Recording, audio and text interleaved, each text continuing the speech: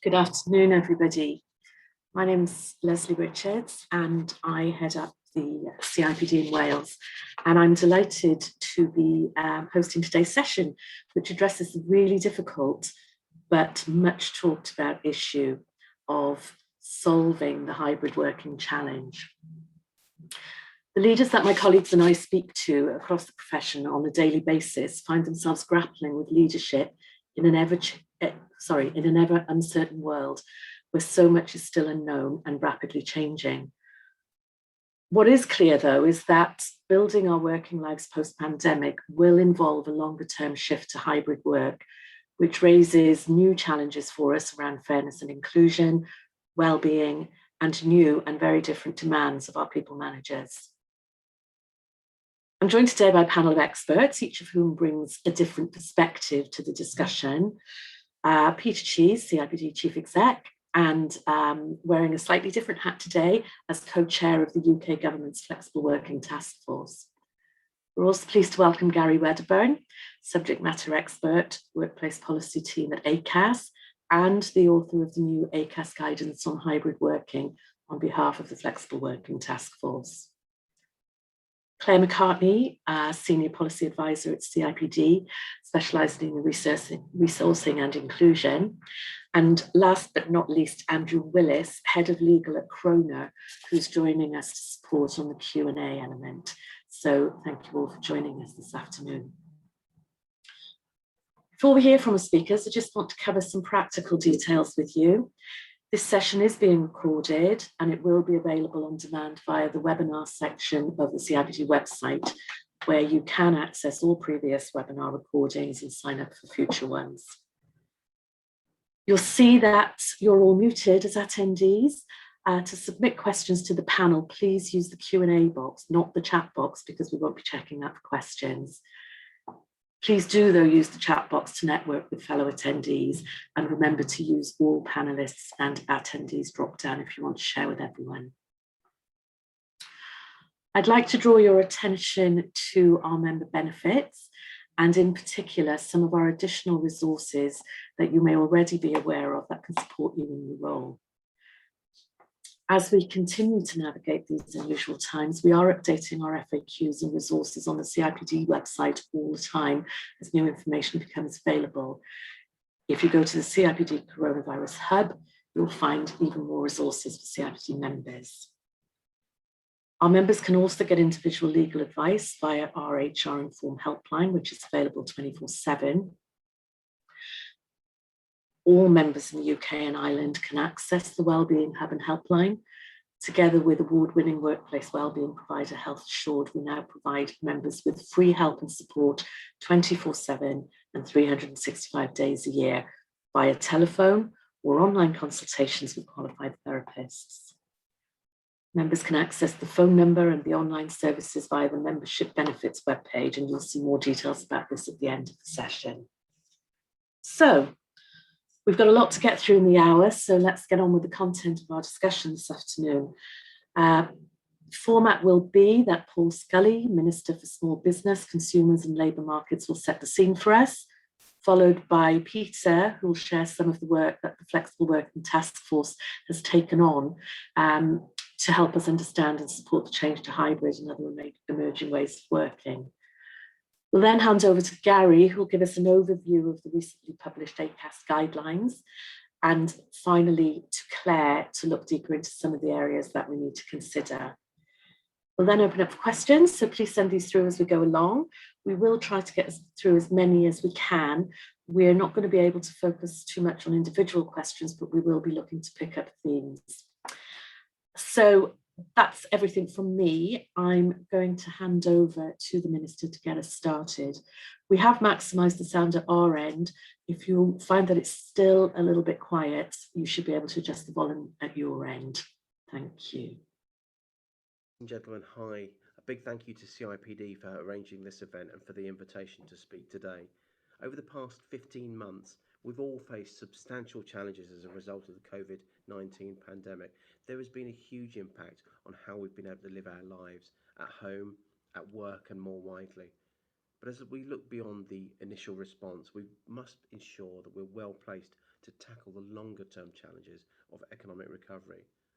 A world-class approach to flexible working is a key part of the government's ambition to build back better, ensuring that our flexible labour market is ready for the opportunities and challenges of the post-COVID-19 economy.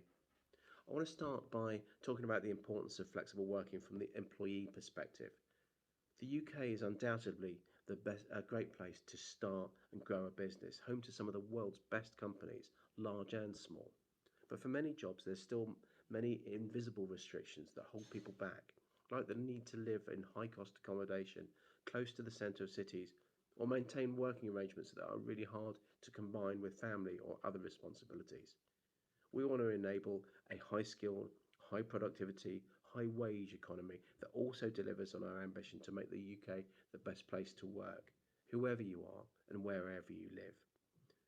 Offering flexibility to balance work and home life can be key to ensuring participation and progression in the labour market and to opening up employment opportunities for everyone, regardless of their gender, age, disability or location.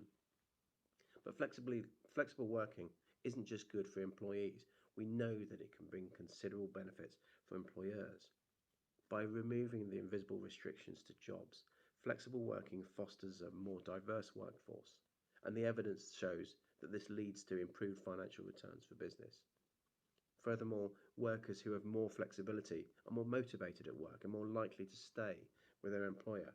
There's a strong unmet demand for more flexible jobs, with research conducted by the Behavioural Insights team showing that offering flexible working could attract up to 30% more applicants to job vacancies.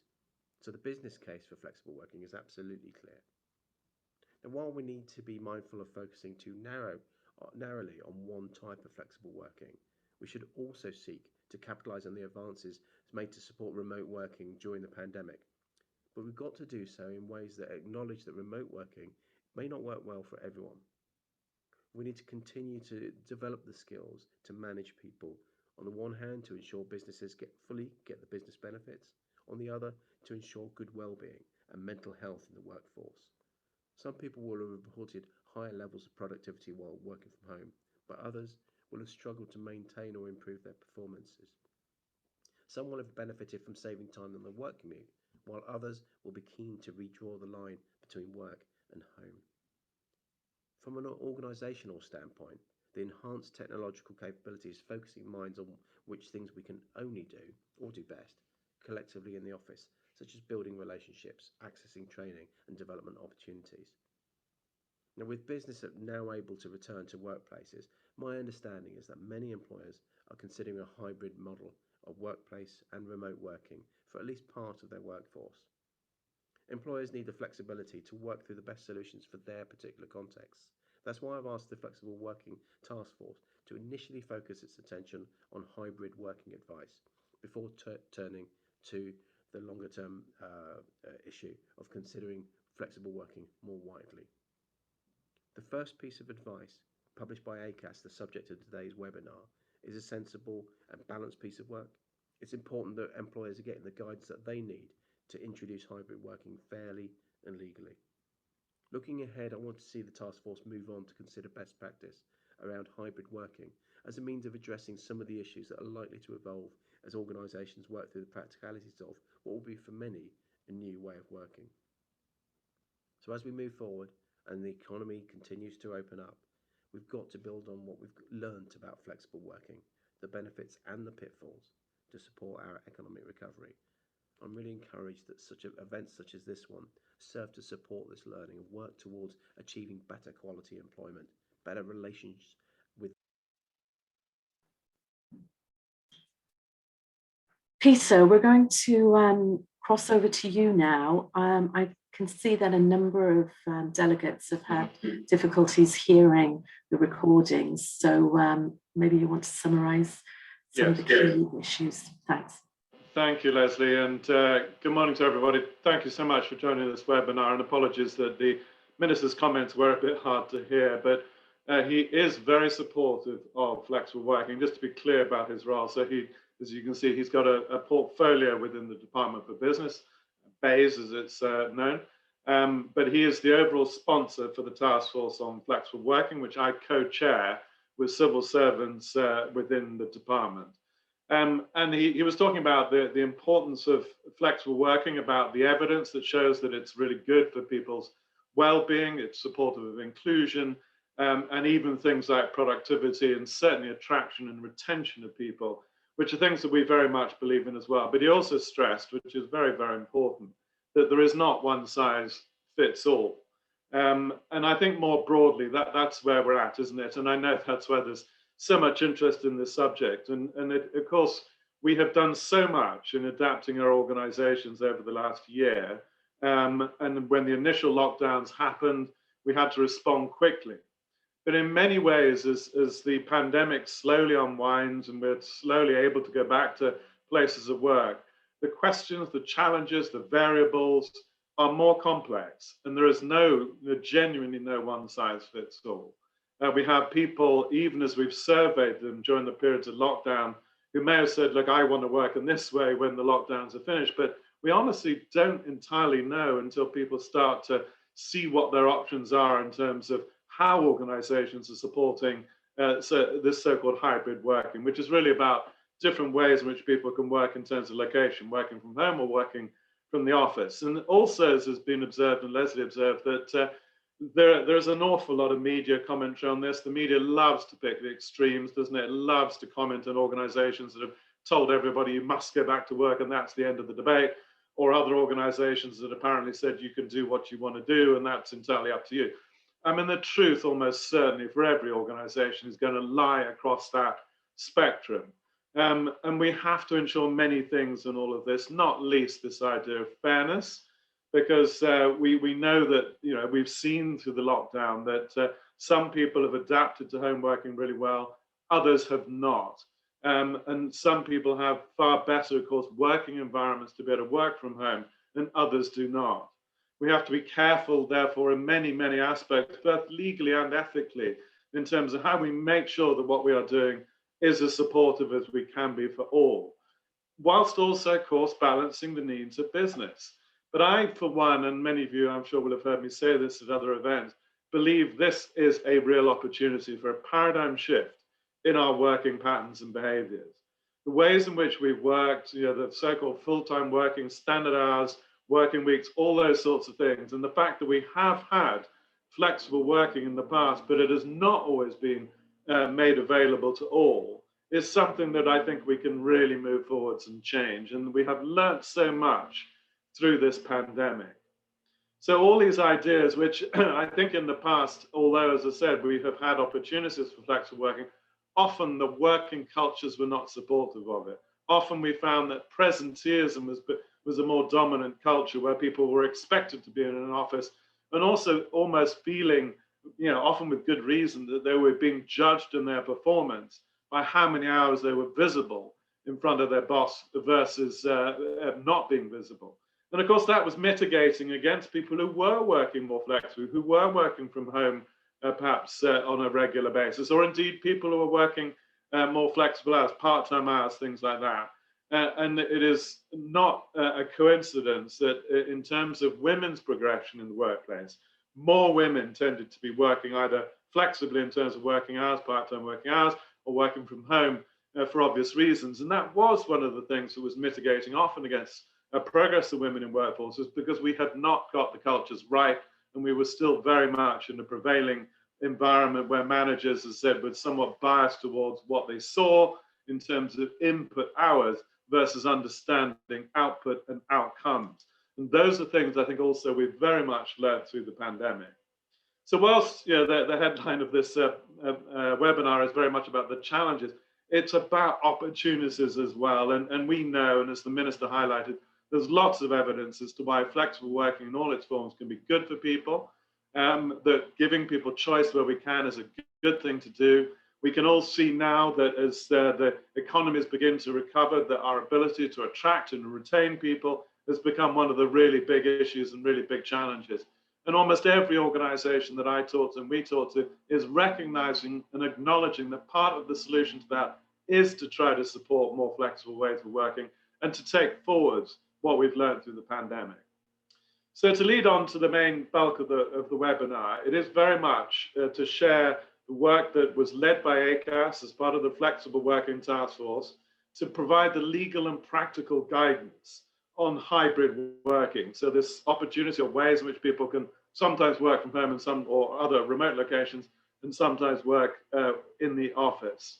And just to give you a very brief context from the Flexible Working Task Force, it was actually established about 18 months before the pandemic hit us. And it was very focused on a lot of what the minister said about trying to encourage more organizations to think more about the opportunities and the value of flexible working in all its forms, different working patterns, working hours, working schedules, ways of working, working locations, and so on. But of course, the pandemic has very much driven initially this conversation about hybrid working, and hence that has been the focus of the work of the Flexible Working Task Force. And that task force, incidentally, also is made up of representatives of every major government department. It's also made up of representatives of all the major representative organizations, so the CBI, the TUC, the British Chambers of Commerce, Federation of Small Business, ACAS, of course, the CIPD, and many others besides, Working Families, Care UK, Timewise. In other words, organizations that have a particular interest in helping us all to drive forward in this opportunity to create different ways of working for the future. So that's enough for me, I think, in terms of introduction. I am really passionate in the view that this can be an opportunity for us to change, as I said, very long-held paradigms of work, which can be good for all of us. But there are many questions. And hence, I'm absolutely delighted that Gary Wedderburn from ACAS is joining us together with from Claire McCartney.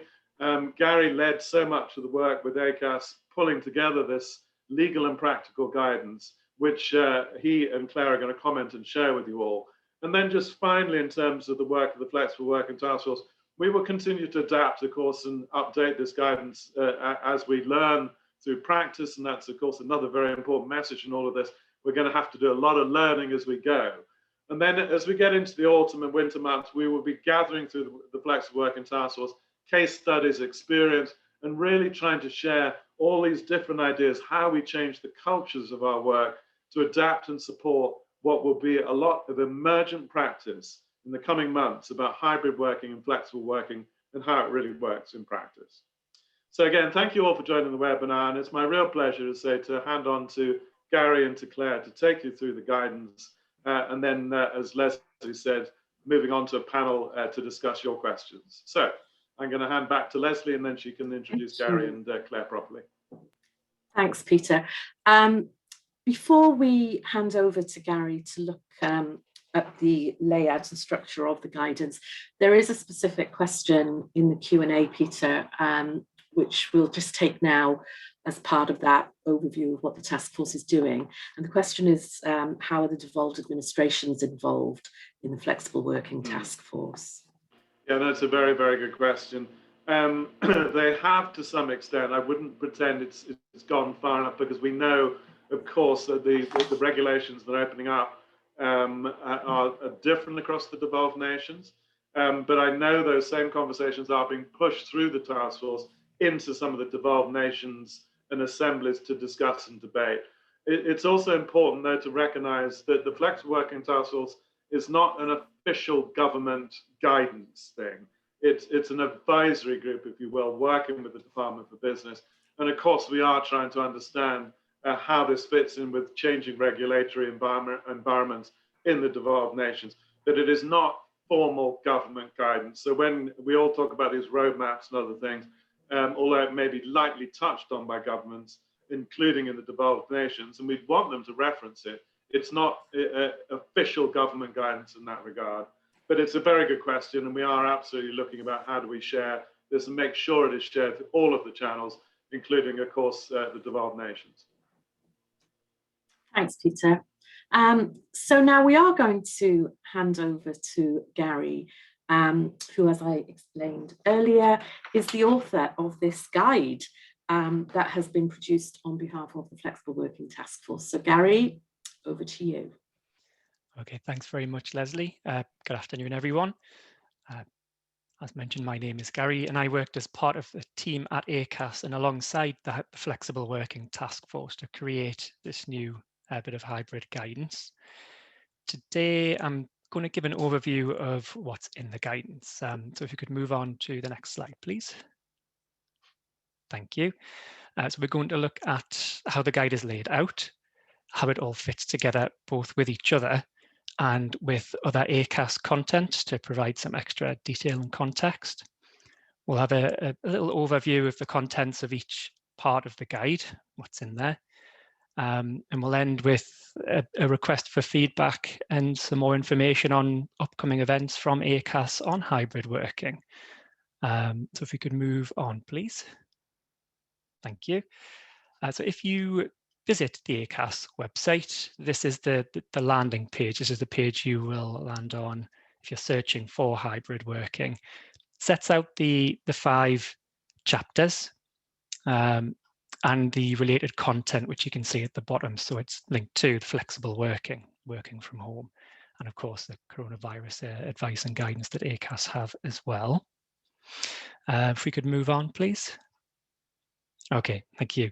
So this tries to give an illustration of how things fit together. We use consultation as an example of this. So consultation, it doesn't really fit in particular in one single part of the guide. It's relevant throughout numerous stages rather than just at the beginning or in the middle. So the guide contains links throughout to the consultation section wherever it's relevant. So for example, first part of the guide is when to consider hybrid or how to consider hybrid working for an organization. Consultation is going to be an important aspect of that. Fact-finding, surveying staff, learning from the experiences of the last 1.5 years to help decide whether or not you feel hybrid working is appropriate and practical to introduce. It's also relevant if you're considering introducing or creating a hybrid policy. It's always a good idea to consult. It helps build trust in the process and helps hopefully to agree a policy, as well as identifying any areas of concern that you're then able to address. But it also is relevant when you are considering supporting and managing, considering how to support and manage staff for hybrid working, because you might have to consider things like performance management when people are out of the office part of the time, and consulting can help build a consensus of how to do that. So it's rather than one linear guide, it links to each other throughout at appropriate points. But it also links to other ACAS advice as well to provide extra detail and context. So for example, if you're on the considering hybrid working part of our guide, you might want to know more information about flexible working generally. So it links off to that area of our website. You might receive a flexible working request from a member of your staff. It links off there as well, so you can get full information on how to respond to a formal flexible working request. And there's a lot of crossover with home working in particular.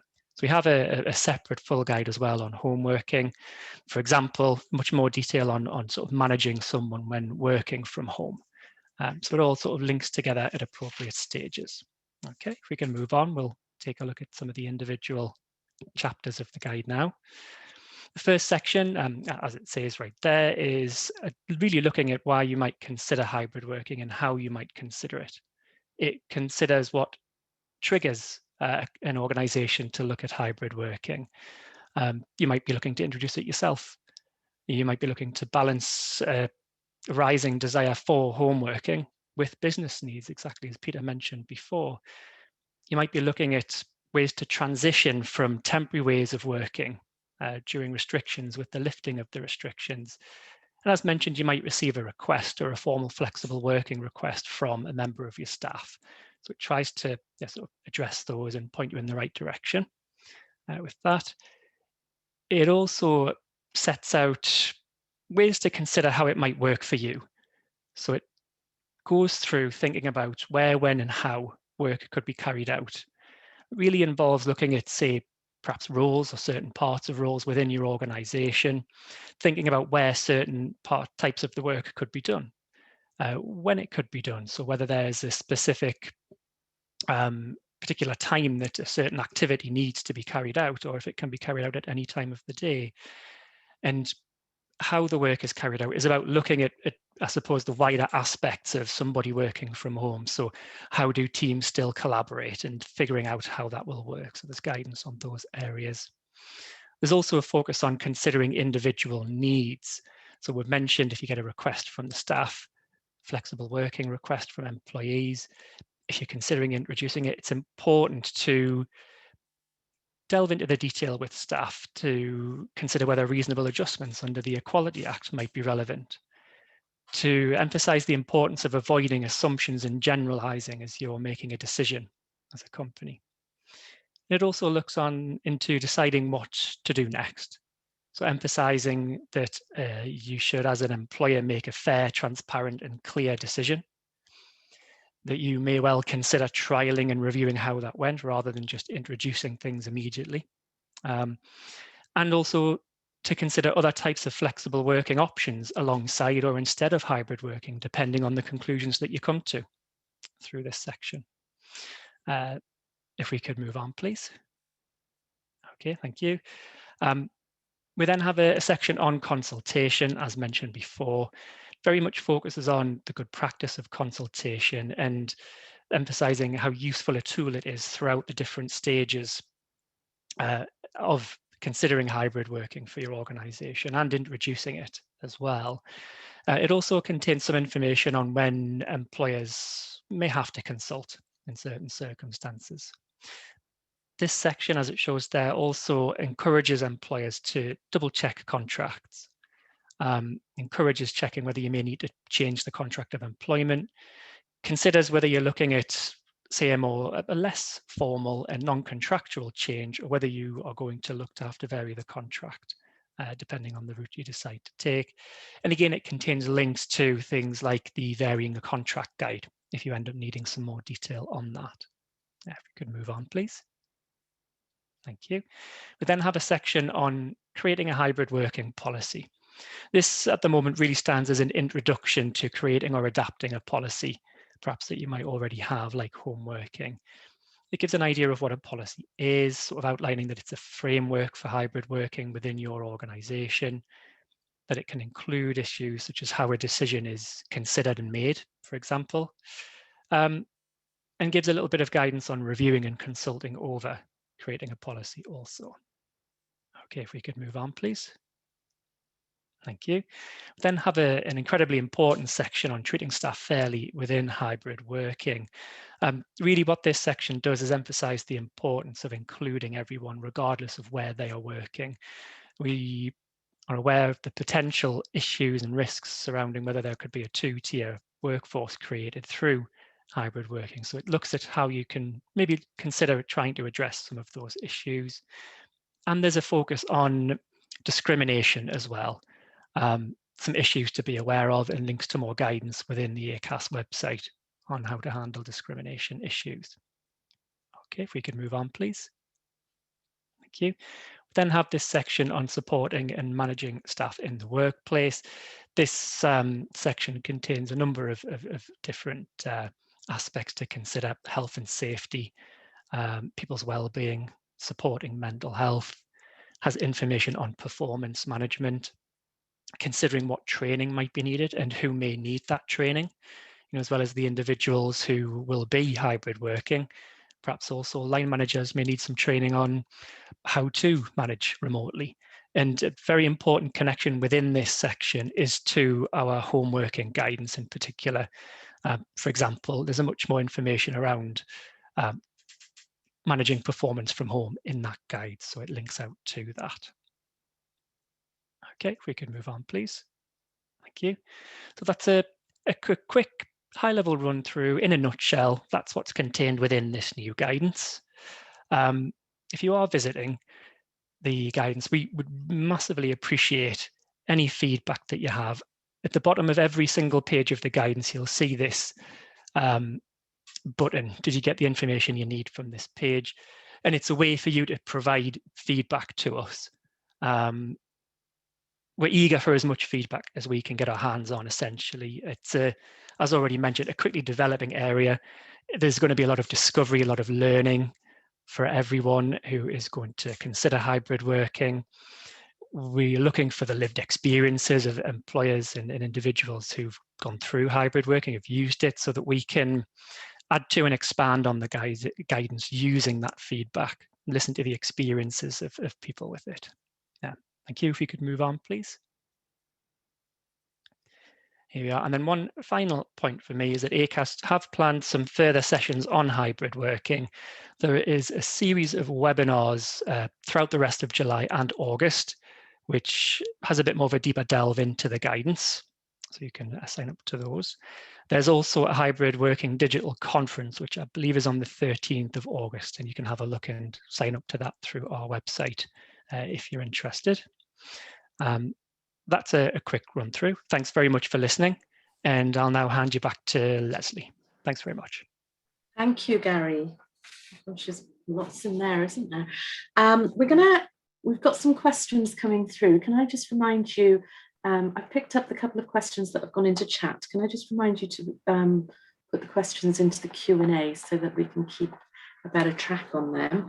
I'm going to hand over to Claire now. So Claire McCartney is one of our senior policy advisors at CIPD, and she's going to talk in a little bit more detail about some of those areas we need to consider. So over to you, Claire. Brilliant. Thank you so much, Leslie. Good afternoon, everyone. Delighted to be with you for this webinar. So if we move on to the first slide, our employer survey data at CIPD confirms what we've all been talking about, a growing focus on hybrid working. So you can see 2/3 of employers surveyed are reporting that they plan to introduce or that they plan to expand their use of hybrid working over the next 6 to 12 months. So I think this really highlights the need for organisations to think quite carefully about how they can take a strategic approach to hybrid working and also make sure that they're really harnessing its benefits. Now, Gary has already outlined the 6 key areas in the ACAS and the Flexible Working Task Force guidance, which have been really incredibly helpful. And I thought it would also be useful to go into 3 areas in a bit more detail. And these are areas which we feel at the CIPD are central to getting hybrid working right, and particularly from a kind of cultural perspective. Now, as you hopefully heard from the Minister and you heard from Peter as well, the task force will also be releasing some more detailed best practice guidance on hybrid working in the coming months. So do keep an eye out for that as well, on top of the really helpful ACAS task force guidance. So the 3 areas that I want to discuss with you today in a bit more detail are, first of all, the role of line managers. Then going to be talking a bit more about inclusion and fairness. We've heard about the importance of that from Peter, from Gary, so I'm just going to pick up on a few more issues around that. And then I'm going to finish off by looking at employee wellbeing in a bit more detail in a hybrid environment. So line managers, so important, I think, in creating a supportive culture when it comes to hybrid. So it's going to be really important to engage your people managers throughout the organisation, as well as providing training and development to help them support hybrid working.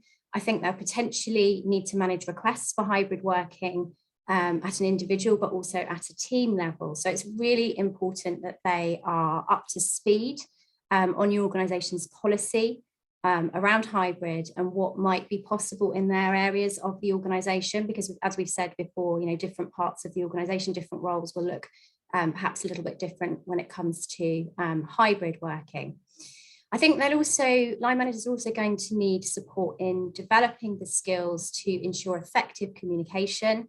Performance management will look somewhat different if you're managing people in a hybrid manner. And also in team and relationship building and collaboration. And I think in particular, some of the responsibilities that they might want to focus on are around establishing new ways of working within the team in partnership with the team, discussing the best ways to communicate for different activities, developing a culture of trust and supportive trust-based relationships within the team, I think is just going to be pivotal.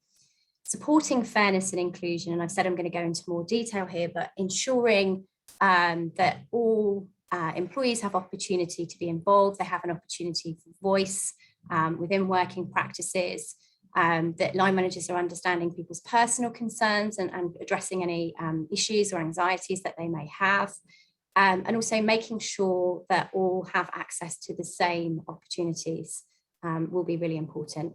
Keeping a spotlight on wellbeing, as I said, I'm going to go into that in more detail anyway, but this will include line managers having regular one-to-one conversations around wellbeing with their team members. Tackling presenteeism, and I think, you know, in the with more people working remotely, we've seen a rise in virtual presenteeism as well. So really trying to tackle presenteeism, helping employees and teams to set sort of clear boundaries, I think will also, you know, help in terms of managing work-life balance and mindfully disconnecting from work.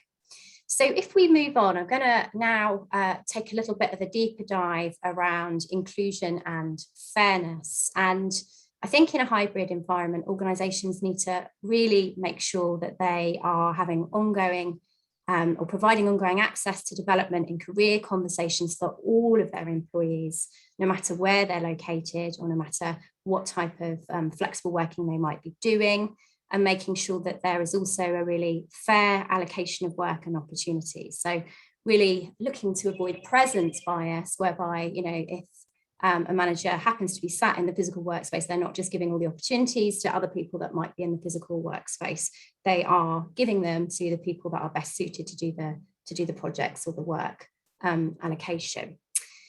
I think it would be important for organisations to identify where any inclusion risks may arise. So be really proactive around this if employees do move to hybrid working and how potentially these can be addressed.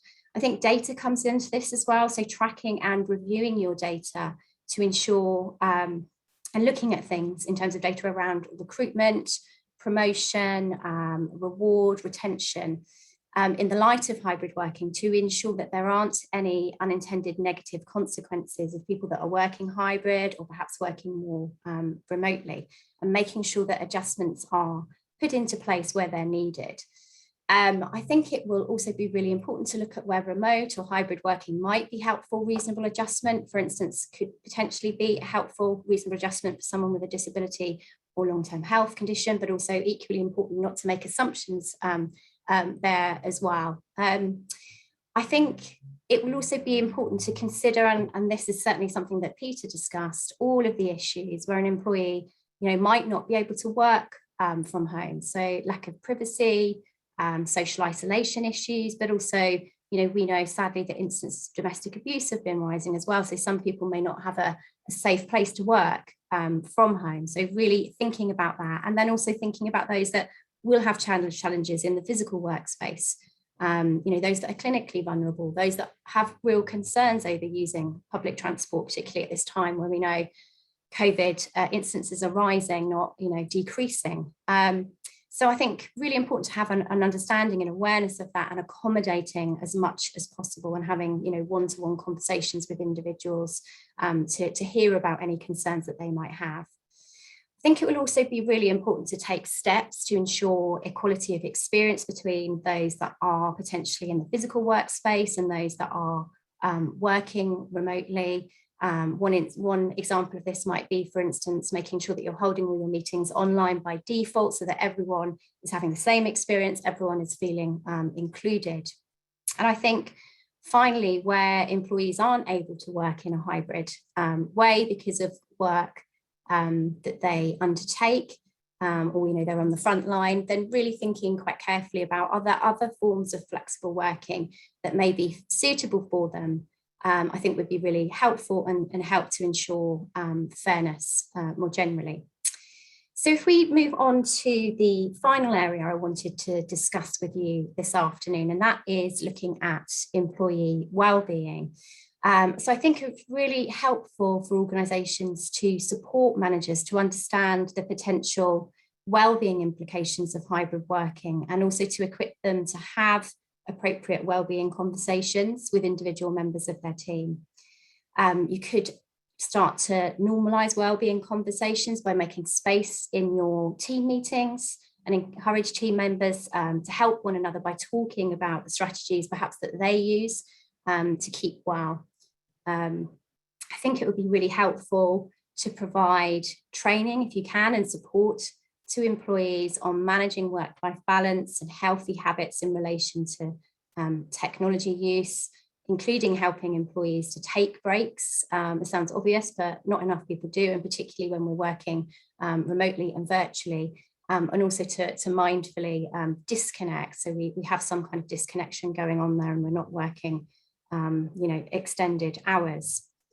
I think it's really helpful just to emphasize that you can never communicate enough about what wellbeing support you have in place within an organization, and that's in terms of physical wellbeing, but also mental health support as well. So if you're a larger organization and you have opportunities around occupational health, employee assistance programs, really communicating those to employees. And if you're a smaller organization, perhaps you might be able to link to specialist charities that can provide support and guidance, like Mind, for instance. And I think it's also really helpful for managers to think about and support managers in spotting some of the signs of poor well-being or mental health, because we know that some of these can be weaker when people are working remotely. And things perhaps to look out for might be poor concentration, low mood, taking or needing a lot of time off work. You might start to see an impact on performance, maybe withdrawal from social situations. So we have a lot of different guidance in different areas around these three themes that hopefully we're going to include in the chat for you. I'd just draw your attention to also CIPD's hybrid planning guidance. Birmingham University have got a working preferences conversation tool for managers and employees, which is really helpful. And also the CIPD and Mind's mental health guidance for line managers will also be, I think, really helpful. So just to finish off with, I'd just like to say that while we're expecting this big shift in terms of hybrid working, we're not necessarily expecting, according to our data, such a big shift in terms of flexibility in hours and organisations focusing on that for individuals. And as we've heard, this can bring with it the risk of a two-tier workforce, where those that are able to work remotely benefit from greater flexibility. Those that have to be in the physical workspace are having less flexibility. So this really forms a key part of our rationale behind our Flex from First campaign, to try to help support fairness and open up opportunities more broadly. And just a reminder around that, we're calling for organisations to make the right to request flexible working a day one right. And also we are calling on the government to make some change from a legislative perspective there as well. We're really delighted so far with the support that we've received from organisations on the campaign, including NHS employers. And as I said, we believe this will open up opportunities and increase fairness more broadly. If this is something you'd like to get behind, then do use our hashtag #FlexFromFirst and post on social media. So I'm going to finish my overview there, Leslie, and I'm going to hand over to you because I know we've got some questions that are coming through. Haven't we just? We've been chipping some off as we've been going through, and yeah, there's quite a lot of questions. So thanks for that, Claire. I'm going to pick off a couple of the easy ones first. There was a specific question around an update on the Flex from First campaign. So Claire has given us an update on where we are. So to the delegate who's posted that question, if you've got any further questions on that following Claire's update, if you could just pop those back into the a follow-up question back into the Q&A. Before we get into some of the more detailed questions, here's one for you, I think, Gary. You mentioned when you were going through the new guidance, towards the end of your presentation, you cross-referenced ACAS's home working guidance. We've had a couple of questions asking what the difference is between hybrid working and home working. We've been asked for a legal definition of hybrid working. I'm not sure, Andrew might like to chip in here, I'm not sure we have that yet, but Gary, maybe based on the fact that you have flagged up 2 separate bits of guidance, you could start that one.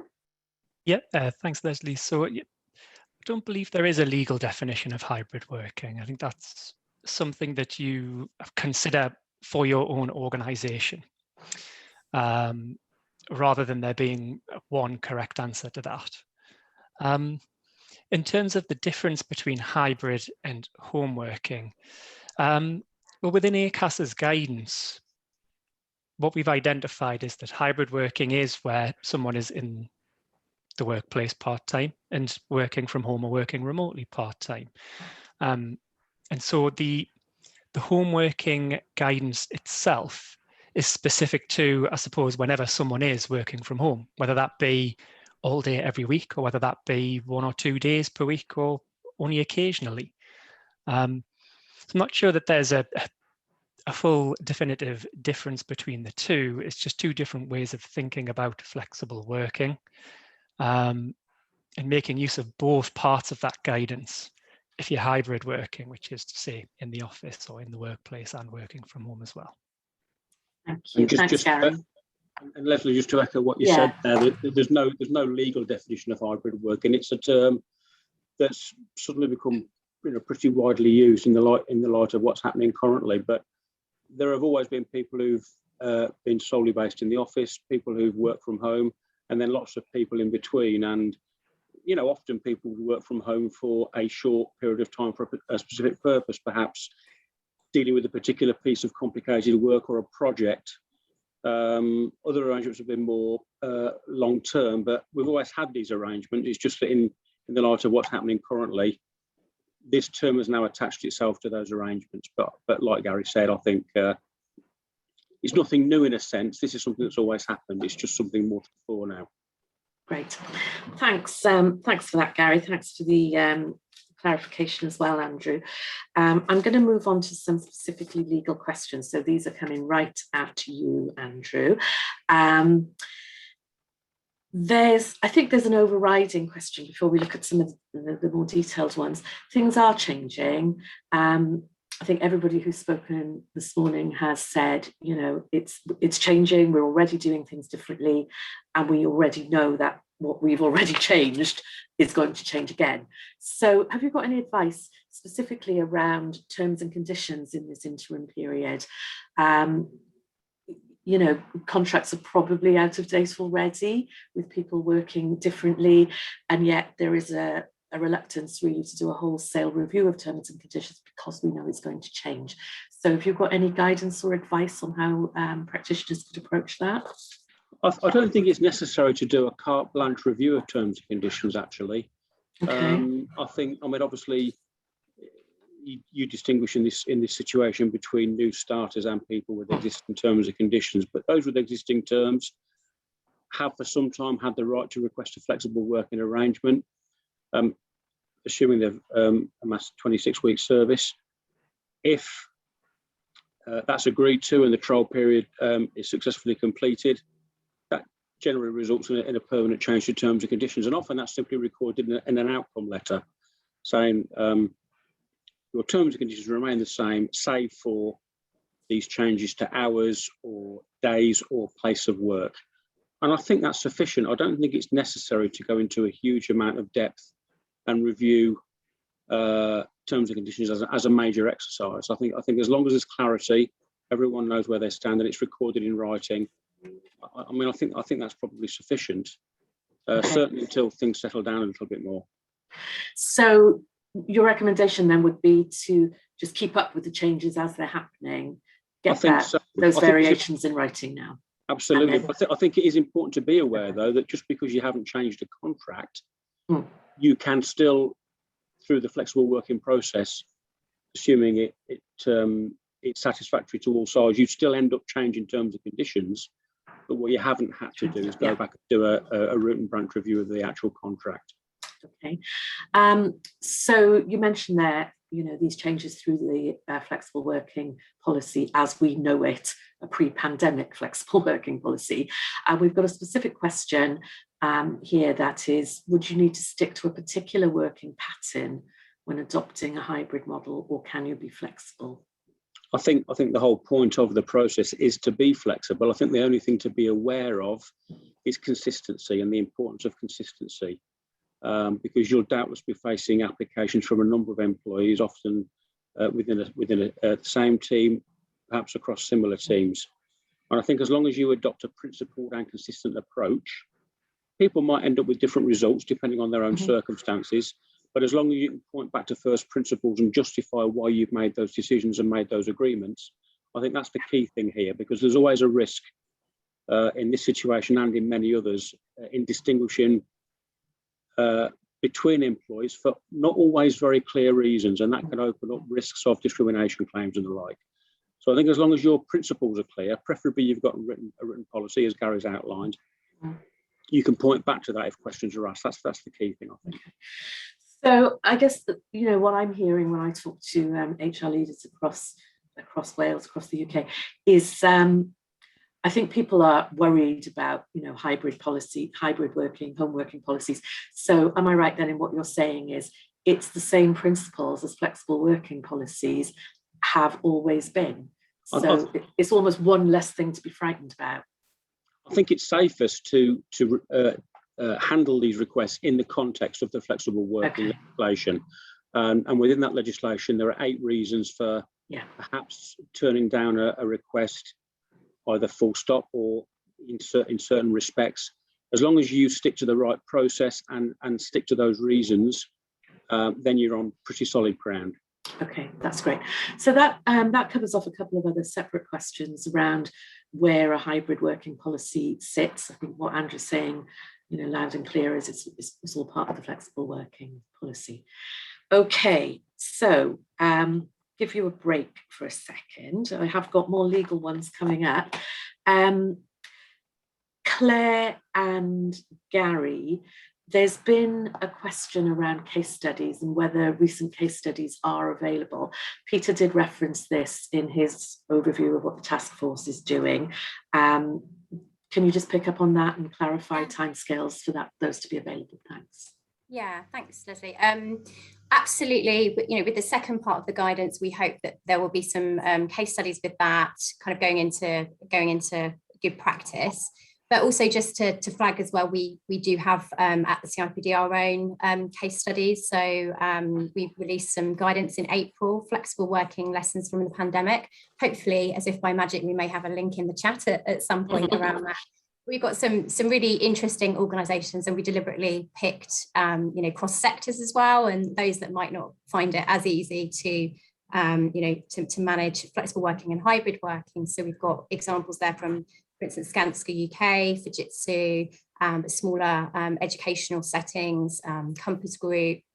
So a whole host of different organisations showing, how they're tackling some of these issues. And as Peter says, there isn't a one-size-fits-all approach, but I think actually you can get quite a lot of inspiration by looking at how other organisations are kind of tackling these types of issues. So yeah, certainly we have that available. Okay, thank you, Claire. It's just another one here for you, Claire. One of the first questions we had through this afternoon, actually.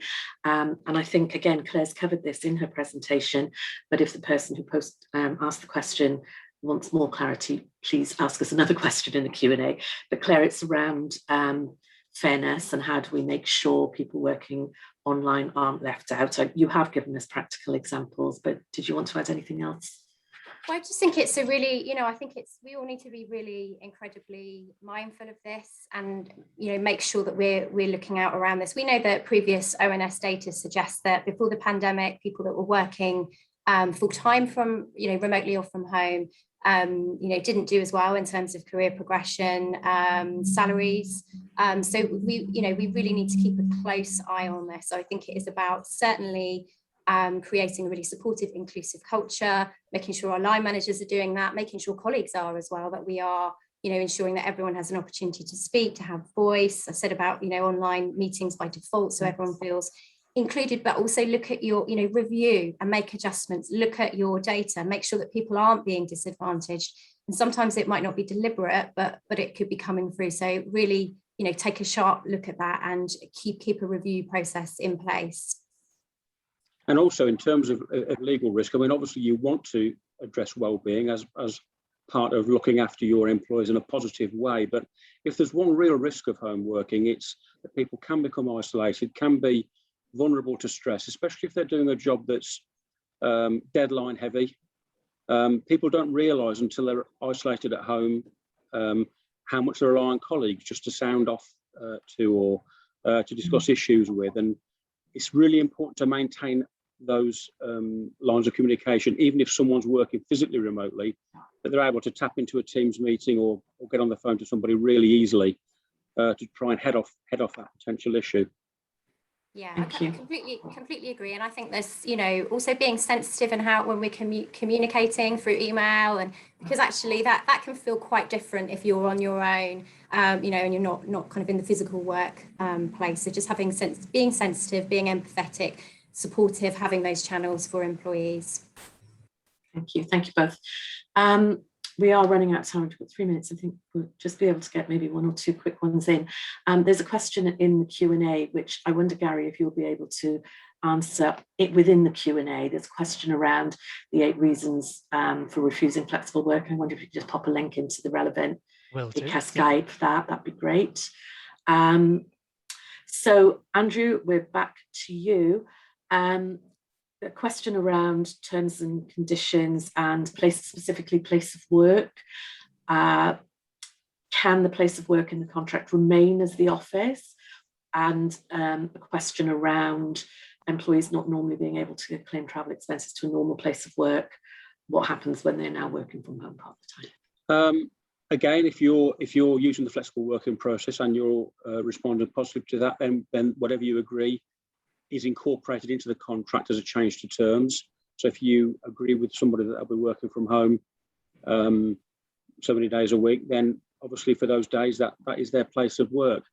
In terms of travel costs, there's costs to and from work, and of course employees can often gain in that respect because they're not having to undertake journeys they would normally undertake. In terms of journeys from base to client, just be mindful of what that might mean. If somebody lives fairly remotely, or if somebody lives over water or something and would incur a ferry fare every time they went somewhere, then that's something to factor into your initial decision. I mean, the burden of additional costs is one potentially fair reason for saying no to a flexible working request.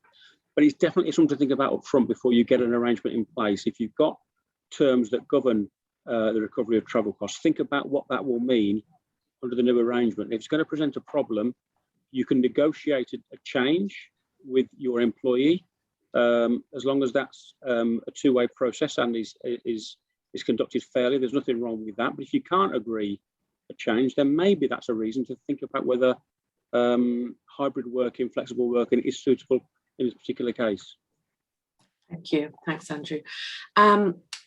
We've got a few questions left, but we have run out of time. So I'm not sure. There's one around virtual training. I'm not sure while we're just wrapping up if any of my CIPD colleagues on the call can drop a link into our guidance around virtual training.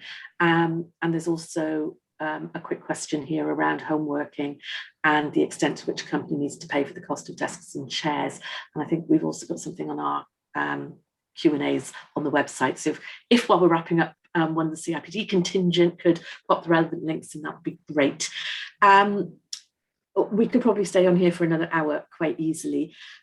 So I just want to say a big thank you to Claire and Gary and Andrew for their input this afternoon. I mean, there are so many questions. We haven't got all the answers yet, and sort of similar to everybody else out there, we are wading through this and trying to work it out as we go along, and we will facilitate as many of these sessions as we can to share that information with you. Thank you to everybody who's submitted questions. I hope we've answered as many as we can in different areas. The recording will be available on demand later on, as will the slides. and I've seen a commitment in the chat that we will produce a transcription of the Minister's introduction, as the sound quality wasn't fantastic. Just a final reminder about the wellbeing support for members in the UK and Ireland, the free 24/7 telephone helpline, staffed by qualified therapists and provided by an award-winning workplace wellbeing provider, Health Assured. So thank you everybody for joining us, and enjoy the rest of your afternoon. Bye.